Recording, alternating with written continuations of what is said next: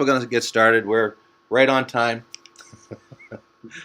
The reason for today's session is to try to get as much gray matter involved, brain power involved, to discuss our needs to identify materials inventory, the inventory that's required to generate a finished goods product, meaning boxes, bags, tops, bottoms, everything, corner board strapping, and everything and anything that would go into generating a finished goods product.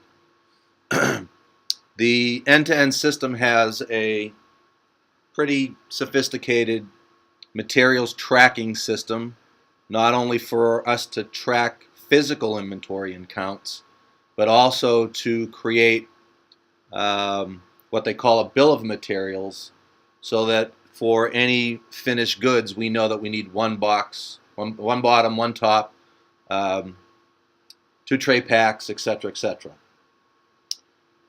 We have contacted a number, if not most, of the suppliers, Northwest, all the names elude me naturally, HR Spinner, Fruit Packers, etc., and they have provided us with some spreadsheets of their SKUs and descriptions. We have asked for some additional information, and what we'd like to do is to go through their naming conventions and their SKUs and create end-to-end materials items. This process is very, very similar to the process that you went through initially 4 or 5 years ago when you were creating finished goods items. You have to come up with naming conventions that make sense to the group so that we know that we're looking at.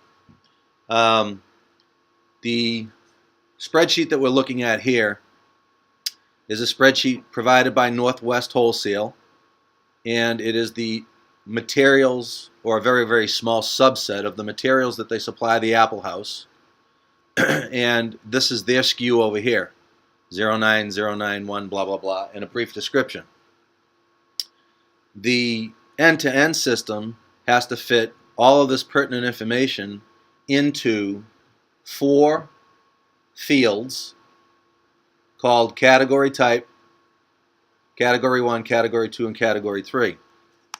We'll take a peek at the file set up here on the green screen.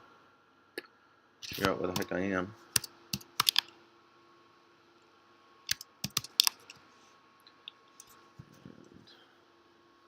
So we have materials type, and in this particular case, we're going to be talking about packaged materials only. The system can handle different types that we would set up, farming, office supplies, and etc. And then we have to come up with naming conventions and hierarchies that will flow and everybody can look at, and most people will understand what we're looking at. So this is just test data. I took an initial crack at it. We're going to set up categories for bags, box labels, cartons, fruit labels, pallets, tray packs, etc. Below that, if we're in the carton category, then carton bottom, and then if we went deeper, what kind of bottom? And we spent a little bit of time with end-to-end and Johnny and Michael and myself last week, and we actually pulled apart 1 or 2 items on the Northwest spreadsheet, and we drilled through these tray packs right here, and we determined that this Dolco Euro 27 would make sense if we were to break it out in this fashion here. Tray pack, FMEU, and 27. Now, I don't want to sound like a complete idiot, but I'm a complete idiot, and these codes mean almost nothing to me. So this is why we needed Troy and Jennifer and the group to be able to look at this stuff. You guys deal with this more often, some all the time, some of the time. How are we going to come up with a convention that makes sense? You know, what does the FMEU stand for? And unfortunately, Johnny's not here at the moment. Maybe you guys can. It's. My only guess is a foam euro. Right, thank you. It's exactly what. That's exactly what. It's a good guess. Yes. Okay. So to that end, I mean, I'm looking at it and say, I don't know what the hell it is. Johnny can look at it every day and say, oh, of course that's what it is. And we have 5 characters, correct? Yes. Each one of these four components is 5 characters in length, and here's the the beginnings of the item of the master file maintenance or whatnot. So we have to come up with naming conventions, and we obviously have descriptions and whatnot. Not all that large, but I think we have 16 characters, 20 odd characters. I'm not so much worried about the descriptions as I am the actual codes. Now, maybe to help paint the picture a little bit,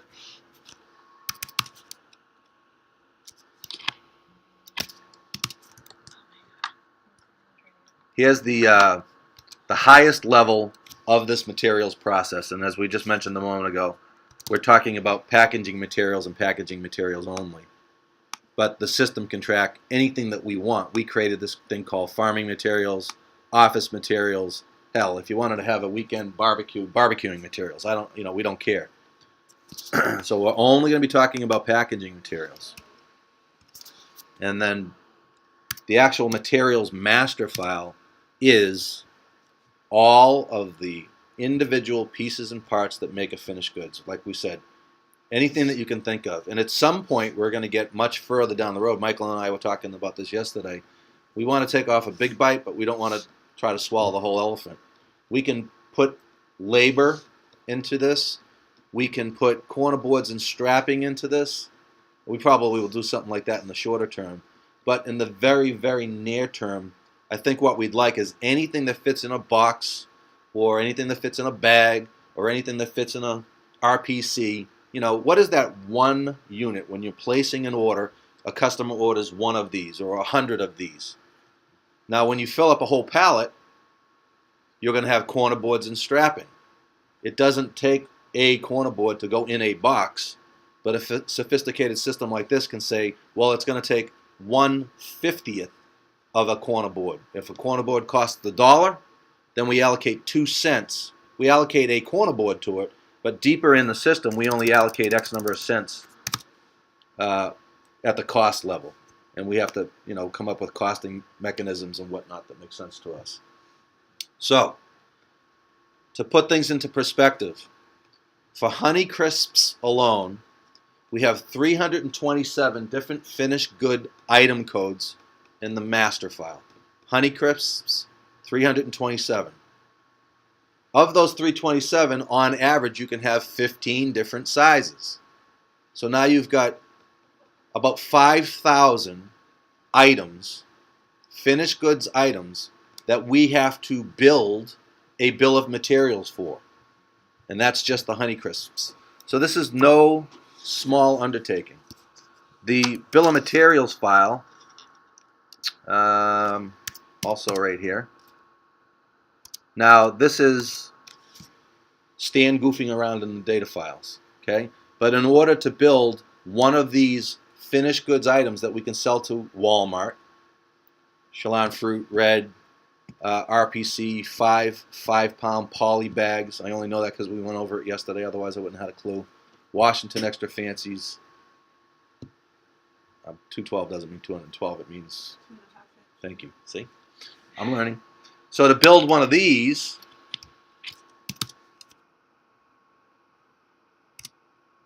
we have to have bags. We have to have tray packs. Johnny Gevers, look at that. So this is what I mean when I bill of materials.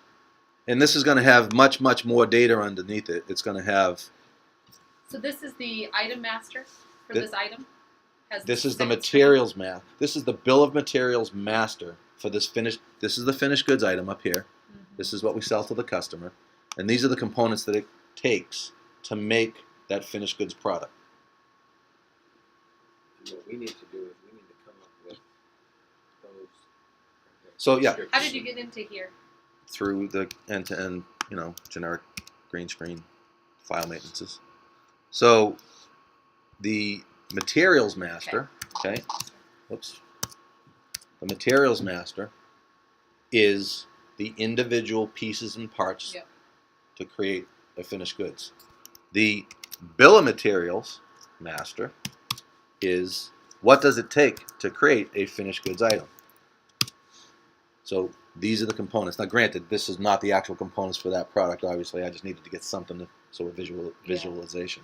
So you could set up that same SKU to have a totally different package at a different location. Yes. Look like. Yes. Now, the inventory on it, that's a great point. The materials master, and I created a couple of them. So when I was saying that there's 327 item for Honeycrisps, and then you break it down to the sizes, not every individual size is going to create or require a different material.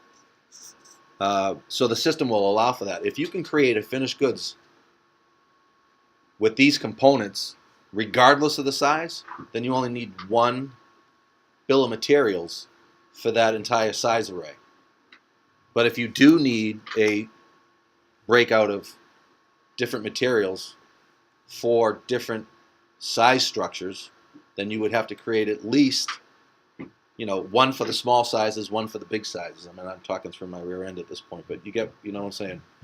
Size X through Y is going to require this kind of materials, and size Y through Z is going to require these kind of materials. And then beyond that, you can have inventory locations that are across the entire enterprise or for a specific pack house. Okay? And not only that, but the physical inventory is stored at MetHow. And when it comes time to do the production run, we've got to move that inventory to the production facility so that it knows to deplete that inventory. We can't deplete the inventory while we're packing here from the MetHow plant. But at least I'm not aware how to do that. Or if we wanted to do that, it would probably require some kind of enhancement. So it could be just we're obviously going to physically transfer the inventory. We're probably going to, computer transfer the inventory as well. Okay? Did any of that make sense? Perfect. Perfect sense. Perfect. Clear as mud. Sounds like you're going to have a lot of fun. Oh, somebody's going to have a lot of fun. And Michael and I were talking about this yesterday. It's not a simple... It's hard enough to identify this stuff, and then we're talking thousands and thousands of input. And the upload capability. So we're going to do this in spreadsheets initially, and end-to-end has provided us with a spreadsheet. See if I can pull it up here. Here it is. So this spreadsheet is essentially a representation of the green screens. Okay, categories. And I took the liberties of, tray, FMEU, 27, and so forth. All of the green highlights are required fields. The unhighlighted fields are not required fields. And the yellow fields, I took the liberties of saying from Stan's perspective, without the yellow fields, this process doesn't have a whole lot of value to the company. So we're going to need the costing information, which vendor. So the vendor information, again, integrated system. While we're taking our first snapshot of physical inventory, we create production runs, we deplete inventory, and the system has a purchase order system that says if you fall below these minimum quantities that we're going to denote, we need to generate a purchase order. We were talking yesterday, Northwest could just arbitrarily, we don't know what the hell's going on here. So we'll have a much more stringent set of rules and ordering process. Now there may be some other fields, and I've hidden an awful lot of fields. There's a ton of fields I got hidden. Brooke probably will not appreciate this, but I hid all of the accounting fields. Okay, because we can track at different accounts variances and etc. Okay, I don't want to sell this process short. I don't want to have my blinders on, but we've got to walk before we can run. Let's get this process physically working. Let's get the item codes created.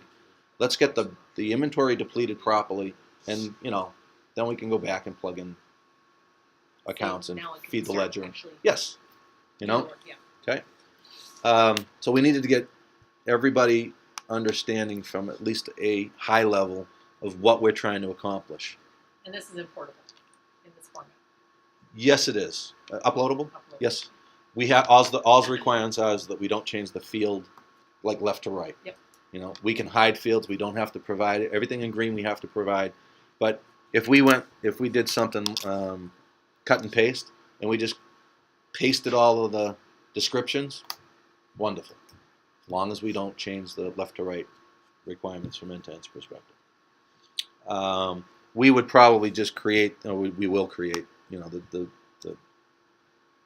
well, I don't even know. We'd probably upload the bill of materials as well, this portion. At some level, we can say, let's create the bill of materials at the non-size level. And then we can go back in if there's a requirement for, I don't know, we can do one or the other, I guess. We just create a simple query, like I did, is the 5,000 Honeycrisps, upload the bill of materials. So that gives us this level.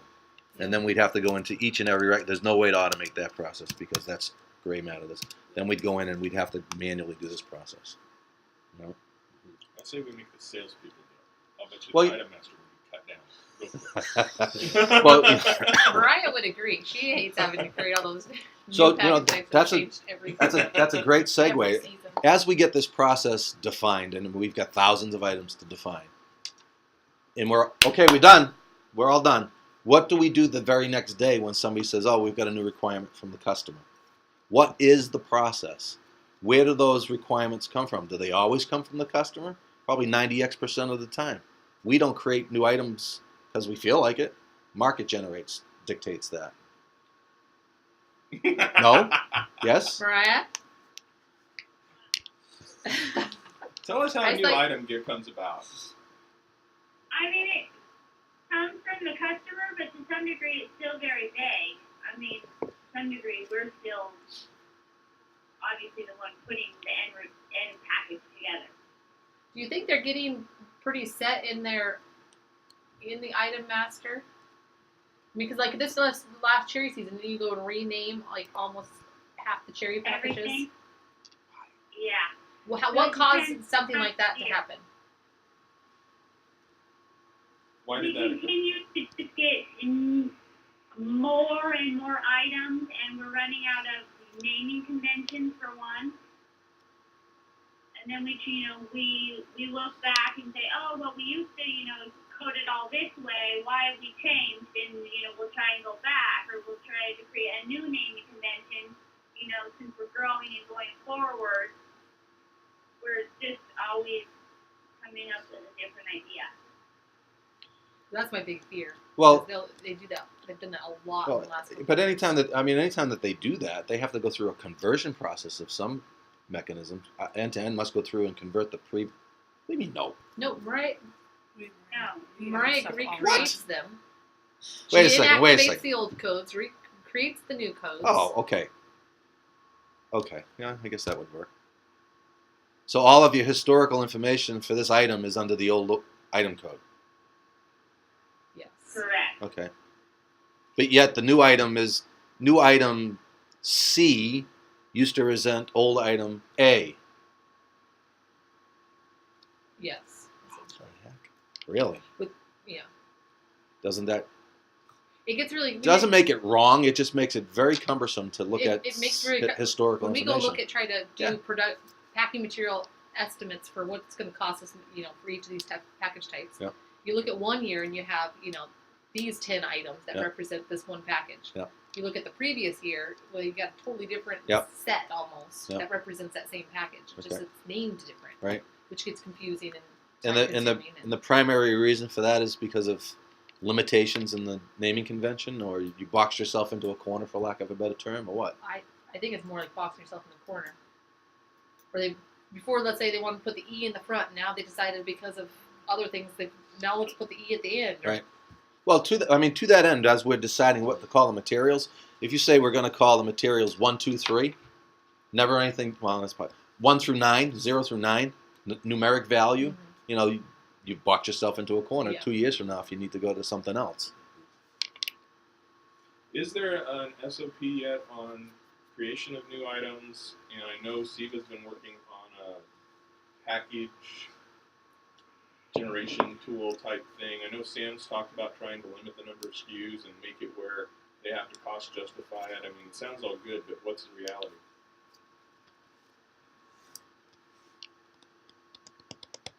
That was directed Right. at you, Miryia. I'm thinking. Okay.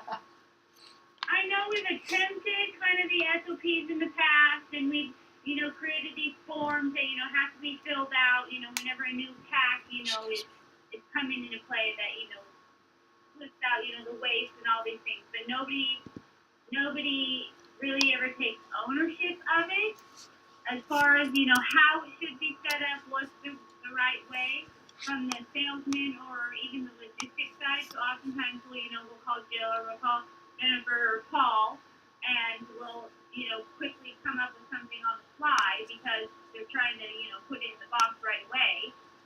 But I feel like we're just so limited to some degree with the number of spaces in the item master, and we're always trying to put more logic into the names, whether it's stickers, no stickers, foam, no foam, if it's qualified for a certain country. I mean, there's just always something new that we're trying to shove into a four character field.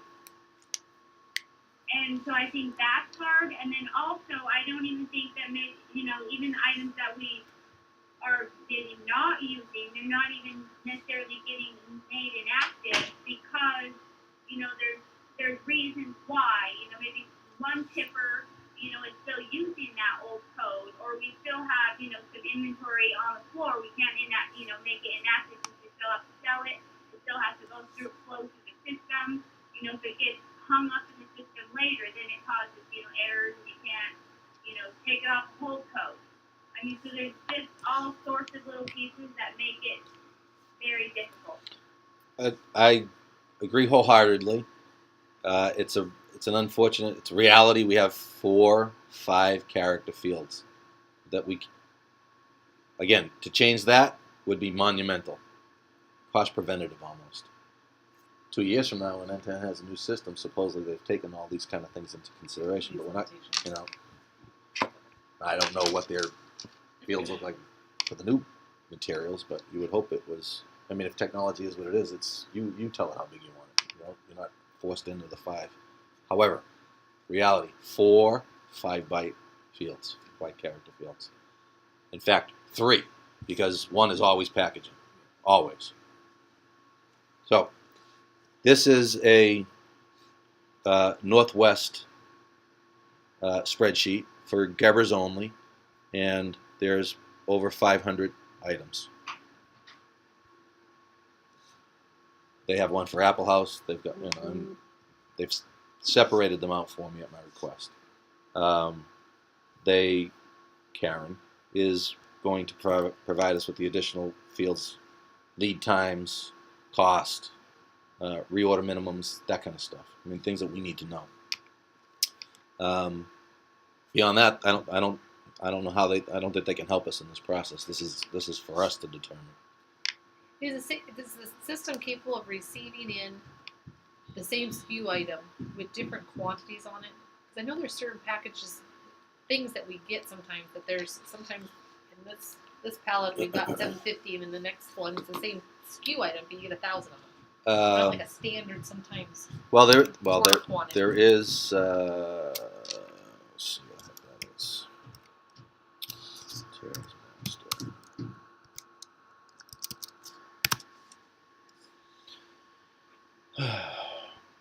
There's a standard units per pallet and how we're inventorying. So we're inventorying the each, but we're going to receive in the the pallet quantities. But I don't see where the system would say you can't. If this pallet came in at 2,500, I think it would allow you to receive it as 2,500. Yes, I won't swear to that, but yes. And if not, again, that's a tweak. Yeah. That's something that's not monumental. Okay. So we'll get the process refined to it makes sense to us, but I can't imagine it's not already going to do that. So when we go from the Northwest Wholesale spreadsheet to the spreadsheet that's the categories, what you and I were looking at was this, and we don't actually know what that is to create something to put into that spreadsheet. And that's what Johnny wanted me to talk to Jennifer about. You, Miryia, is how do they take something that our supplier provides and name it? So how do you guys have like a system of doing that? Obviously, a tray pack, you tray, you might want to have a letter T in there, or a TR, or So we, again, We that just don't do it. We don't do it right There's now. no system we you just do. don't do it. Because right now, the thing Johnny gave from you and he create is just a tray pack box in general. Right. It That's doesn't to the have detail a level we get. 27 size tray or 100 size And tray. Kaylee, when she does inventory, she might have some further details, descriptions. They don't match Northwest Wholesale's. It's just kind of whatever, if she's out there with Joe and then he said, oh, this is a tray pack, certain kind, she writes that down. That's her note. It's not the Northwest So Wholesale Stan and I description. are really just starting blank. Really, Yeah. yeah. Really blank. Really Like, we blank. might have some information from your Johnny's spreadsheet as to what goes into a tray pack box, Yeah. but we have to then go. It comes from Northwest Wholesale. They call it this. We're going to call it a F or a tray. Then we're going to call it an FM Euro because it's Euro and it's going to be a size 27. Right. So maybe the best place for us to start would be to go trays. Where do our trays come from? These are the trays we have. That's How what do we we're going to best call name them, and convention? then we would then put in the sizes that we order maybe last. Because otherwise, if we go every size from the start, you're going to have a foam tray from fruit packers, probably 27, 100, 110, 113B, like that. well, that's maybe where we can get Northwest or anyone to help us out, because what we were looking at yesterday was the this is their spreadsheet, Yeah. and it's just in SKU order. If it's just in SKU order, if there's no rhyme or reason, that doesn't really help us at all. So we could go back and say, okay, we love your spreadsheet. Here's the 560 items.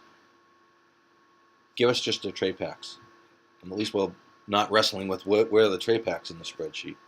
Because maybe they're some kind of categorization for you. Yeah. The one thing I can provide that might help a little bit is I can give you basically every SKU that we've ever made, or within the last year, if you want to stay focused on, and then at what sizes did we create those in, and all of that, so you can basically have what you need to create the. I'm sorry. for each of You those. say you can provide us with every SKU, every item that we packed and sold. Right. Okay. And it within the label and the size. Uh, What? Does it need to be like at the grade IC code level in, like we saw in Sam's Well, the example? answer to that, Is yeah. Yeah. condensed quite a bit if we eliminate items like that, or is that a key? If that sold item is a different set of requirements to build it, then yes. Would it be a difference? A grade wouldn't make a difference of what's required in it to build it, and neither would a IC code. Okay. No AC code, no grade. Because you can use the same tray for any Yeah. type of IC. Yeah. Your separation would be maybe your label, but you're going to have a separate one. But see, what I don't want to happen is I don't want to start, Stan and I pick a spot, we're going to start here. We're going to start with all the trays that come from Northwest Wholesale. But obviously a 56 sized Honey Crisp never goes in a tray pack. It always goes in a real. You know what I mean? Because maybe it never goes in a 4-layer. Do we ever have I think that you know would what I give mean? me But that when SKU, if she I gave give you that that, it SKU would tell you it. information. I Yeah. think that would tell you. Because otherwise we're That going to never be makes it. creating all these things that we never use. Right. It's not a pack type. It's not a package that we actually sell. It's not a finished good package. Yeah. Might save some time on it. Unless we want to create an option for it. No. I think you want to keep it as condensed as Yep. you can and then grow it over time as needed. But When you add one, maybe we add a different size of tray. is there something in the system that prevents an item from basically being packed until it's got its item bill of materials connected? Not until you go to production schedule. No, I don't even think that is. It does. It actually validates it. You can't create it if it isn't in the production schedule. Wait. You have a finished good item. You can sell an item that has no bill of materials attached to it. There's nothing that says, well, wait a second, end-to-end system, don't allow this to be packed yet because there's no bill of materials. So how are we going to prevent No. that? What I'm telling you, let me ask one of some question. What she's saying is the sales company sends over we want these packages. Right. we've created a production schedule, Right. down to the SKU level, Right. according to what we've been told when I've researched it in the past. If it isn't on that production schedule, you can't produce it. I would. Okay. Yes, I agree. However, the thing that goes on the production schedule is a finished goods item. They created that. They didn't attach any materials to that finished goods item. There's nothing, and I think that's what you're asking. Are you asking about does it have to have a finished goods material, or are you asking is there a way to stop something from Is there anything to stop us from packing something if we know there's no bill of materials connected to it? Right now, the finished goods items that are in the system, we can create a production schedule for it and start running it right now. Yeah. Because there are no materials. We can create one material, one finished goods item in the whole system, and it will still allow for the production scheduling to take place. It's not on a production schedule. If you're using So there may be a tweak that says every finished goods has to have a set of materials. However, And at a location level. Because um, Chelan Fruit might not buy into doing this. Or Oh, Gold Digger, yeah. or- that will take care of itself, I think, through osmosis. Right now, we'll just associate physical inventory with the Met-How, and then, like I said, we have to transfer it to a production location. So that I don't think we have to do anything there. I just lost my train of thought. How's that being maintained then? But once let me finish my thought process. I gotta, Last minute? Seriously, last minute. Hey. damn it. Oh, if we ever did put a requirement that it has to have bill of materials associated with it, so we have a top associated with it. Well, where's the bottom and the foam and there's never going to be anything that says it's finished or it's accurate. Yeah. We can take that baby step and say at least there's something attached to it, but how would we know if it's an accurate set of materials? There's no way for the system to know that. Right, we would just have to somehow get a procedure in place that when you create something, all these other steps have to now occur. Absolutely. Well, every Just single time. the SOP that Roy was referring to. If they create a finished goods item today, they know that they can't sell something until there's a finished goods item in the system. It's just an addendum to that. No, they do though. No, they do. That's Seriously? the problem. Oh yeah, it happens all the time. That's what we were talking about. How the hell do they do that? and Put it so on the Excel I get it. she'll get a spreadsheet, phone call and at it 2 in shows the up, morning and and she's say, I says- can't. I can't make a pallet ticket for it, but we have the pallet here. We need it. Holy So I then have to smoly. get in on Yeah. the They're item not master. using production scheduling, and they're used to doing it that way. Jeez Yeah. Louise. Okay. Now the other See? option. That's a huge problem. Okay. So now that's making a little more sense. Yeah. Another thing we could do is you can like on the pallet put away, there's a checkbox that they put in there that says active, and unless I check that box, you can't use it. So if we wanted to, we could ask them to in this make a tweak that basically puts in an active inactive checkbox in the item. If it's inactive, or excuse me, if it's not checked where it says active, the item doesn't work. If you check it active, then it works. So there is that option, I suppose. Right. Okay. I don't want to downplay any of these issues because they're all valid issues. Michael, the hardest part of this process is starting. Yeah. You know, we haven't started. So this stuff means absolutely nothing to me. I don't know what I'm looking at. I wouldn't even know where to begin. Yeah. So how do we begin the process? And if it means that we have to lock ourselves in a room for an hour or 2 or 5 or a day to start the process, to come up with a naming convention that we all buy into, then obviously, Brooke, you don't need to be involved in that after that. You know, that's going to become the tedious part. We've made the hard decisions, and now it's the 3 weeks worth of keying and whatever, or spreadsheet cutting and pasting and all that kind of stuff. So we need to identify the highest levels, these things. Whoops. You know, Should we provide Northwest Wholesale with kind of the categories that we want them to put each of those items in? sure. We say we want it tell us if it's a top, a bottom, a Right. tray, a bag, They're gonna love me, but absolutely. You know, I mean, I've already been to the well twice, but I can go a third time. a shipping item, or Yep. just a miscellaneous. Because I saw like weight buckets. Right, Those are we like talked- cherry buckets that don't right. even have to do with Gloves. cooking. I mean, I asked them for give me everything, Yeah. and then we say, well, you know, at some point, Some at miscellaneous. some point, we should be able to allocate the cost of a glove to. I mean, seriously, if we're buying $100,000 worth of gloves a year, it's got to be spread someplace. But we don't need to get there tomorrow. You know, we need to get to what goes in this box. What goes on this pallet is the second step. You know, slip sheets and all that. That's Yeah. step number 2. I want to know what goes in this box or this RPC or this bag.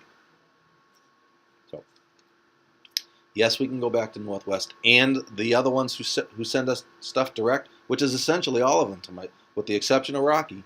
All the other suppliers that I have on my list at this point send us stuff and bill us directly.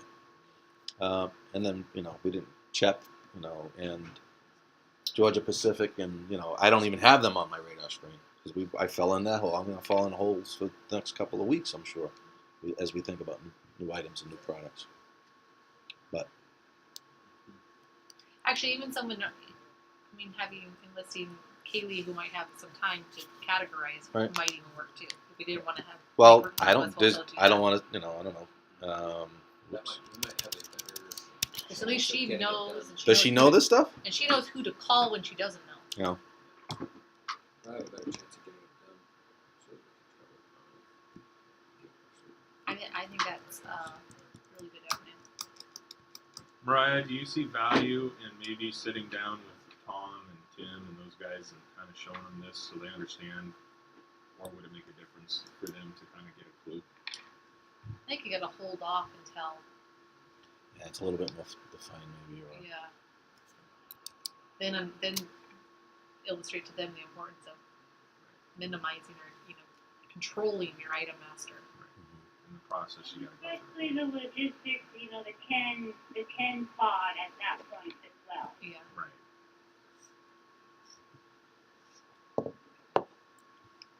even as a first step, you know, what are these? You know? It's gonna have huge gains for them too. Eventually, once we're able to cost every item. Oh yeah, So specifically. absolutely. So what on this category 1 here? But Yep. I think as far as naming conventions, obviously the item master I think would be a useful tool to kind of see what we, tray pack, TPKs, kind of what we all go with, that sort of thing. But we've also, for bags and kind of grouping of the items, there's a pack group and subgroup we've started utilizing. So I don't know if those would be of use also. Yeah, we want to keep the same naming convention wherever possible. Those are in Cognos, aren't they? I can categorize the item master with that. Yes, With in pack group. certain packages. So just make sure you're in the right package. I think your inventory package should have it though. Okay.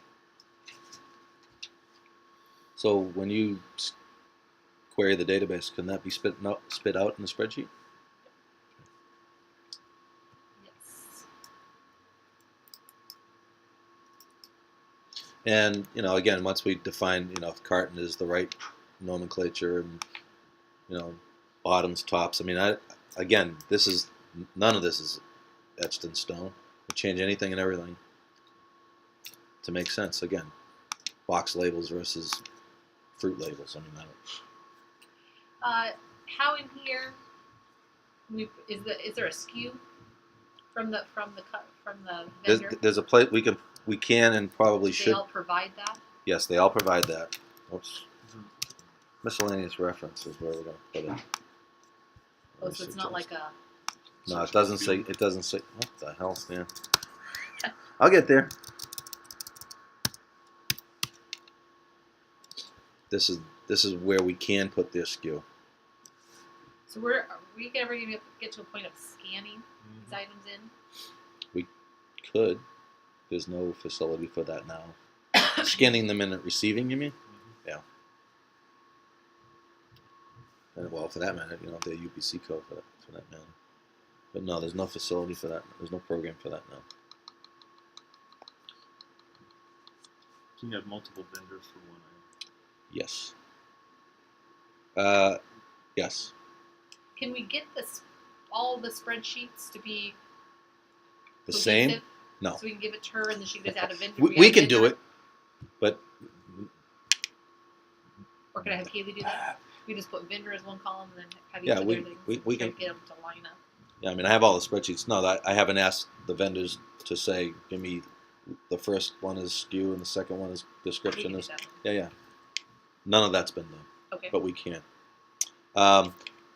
I have asked the vendors now to supply us with these additional information, some additional information. We should just wait till. Yeah. Do you think it was gonna come quick? They were pretty quick to respond on the first go round. Yeah. You know, I can't imagine that they'd slow down, and I kind of beat them over the head if I don't hear from them for 2 days or whatever. You know. But even before then, maybe we can get her at least immersed in this. I don't have to go through this again, but it's fine. Yeah. Take 10 minutes. So she understands what it is that we're looking for. Yeah. You know. But yeah, I mean, if we just go after, as a group, all the tray packs, all the boxes. You know. Do you have a breakdown? So yesterday, Stan Queried. our number one sold finished good item. And it was that R553 Yeah. That was 5-pound bag. Yeah. long bag. That pack finished good tight. Do we have a breakdown of what goes in there? Not necessarily the size, but in general, a 5.5 poly. In general, yes. We do, because I think that would be beneficial for me, because then I would know for every finished good item that is a RPC 5-pound bag, poly bag, this is what it needs. Yeah. It needs a clip, it needs a sticker. It needs a We've done that, this but bag. not. I would say it's not perfected. It's been done over many years and Because if tweaked, we're and going to start with, but it's somewhere to start. we're going to start with trays or whatever, I need to know like every tray pack box needs this, it needs a pad, tray. I think it's fairly good, but it's one of those things. Once we get down the road, then we gotta like go to the scripts and say, "Are we getting capturing getting every item that's in there." Yes. I'm still at a stumbling block. How, who, and when do we take that and turn it into Kirky nomenclature?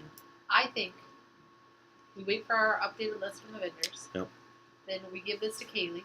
Kaylee goes and categorizes everything and Okay. creates One one spreadsheet. cohesive list Yep. and shows who the vendor is. So we can filter on it. Then we can filter on trays, and then we can go and create a naming convention for all the trays. We'll just get regroup after she's got it categorized. And you know, I don't want to downplay it, but this big list is only several thousand items. It's not 50,000 items. Yeah. You know. Yeah, Okay. because then you could have, right, you'd have all the trays together, and we would say, okay, we want all of the trays for category 1 to be a tray. Yep. That's what it's going to say. Right. And then category 2, for every foam tray, regardless of vendor, is going to be FM, and it's going to be a EU for a 2-layer, or it's going to be a something. Yep. I don't know, a 4L, Yep. 4-layer, I don't know, something like that. Right. We say, let's go with it, done. Then we're going to go to whatever. And then we'd have to go in and go, these are the sizes of that foam euro. We have a or whatever, 80. I got it. Right. Yep. All right. I've been on the phone the last couple of days, you know, prodding and pushing and asking questions, and I'll get them done. I'll get the spreadsheets to us. Okay. Too sweet. Is that right? Does a foam tray? It doesn't. I mean, a foam tray is a foam tray. It doesn't. The thing that differentiates it from a euro or tray pack is the size. Is that correct? From a euro. Well, we have the euro and the fiber. I mean, the foam and the fiber. Now, what do you want to know? So there's foam and fiber trays. Uh-huh. But is there really truly a foam euro, or is the foam a certain size?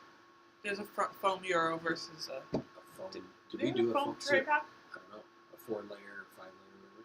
Yeah. We may not. So all foams are going to be 2 The layers. 2 layers, yeah. So Only maybe 2 it would layers. be easier to just say foam or fiber. Do we ever do a fiber 2-layer? Yes. We do. Yes. So then we'd have to have a fiber 4 and a fiber 2 or something. You don't want to use Which- 4 because sometimes you use 5. Use 5. Yeah. Okay. So you have 4 trays or 5 trays in the It box, doesn't depending matter. on the size. So when we get these categorized as a tray, fiber versus foam from Kaylee. Uh-huh. Then I say, okay, we're going to start naming the fiber trays today. I want to double check that we're. And that's the process. It's got to be right. Yeah. I can't. Consuming. Johnny wants me to name some of this stuff, so I figure out what it is. So when he says, Mike, go see if they're packing this correctly. I can go out there. No, that's part of the reason I'm doing this project. I'm going to have to ask, right? Oh, yeah. I think we just all come back into a room if we can kick things for Kaylee and Yeah. just try to tackle it. Right. Hey. I overheated. Yeah. Hear about That's my what we computer? have to do. Yeah. I brought it in the office Yeah, this morning, we just need out of the Take a bag, chunk, and it felt like it was get like together 200 when we degrees. got it, and start Then burning start everything. naming, yeah. And it was- category 1, category It 2, was and off. then It's dead. sizes. Yeah. Start It wouldn't punching in start up. sizes Yeah. I'll after bring that. it here. Right out to Matt. And the spreadsheet will just grow. I don't know what from all the happened. naming that deal. Uh-huh. They picked Just it up grow. off the Keep counter in growing. my house, put it in the bag for me. I didn't feel the heat then. Zipped it in the bag, brought it in. Very productive Fire. meeting for me. That's a good thing. What are you doing? So, all right. Thanks, Miryia. Thank you. Okay. Talk to you in a bit. Okay. All right.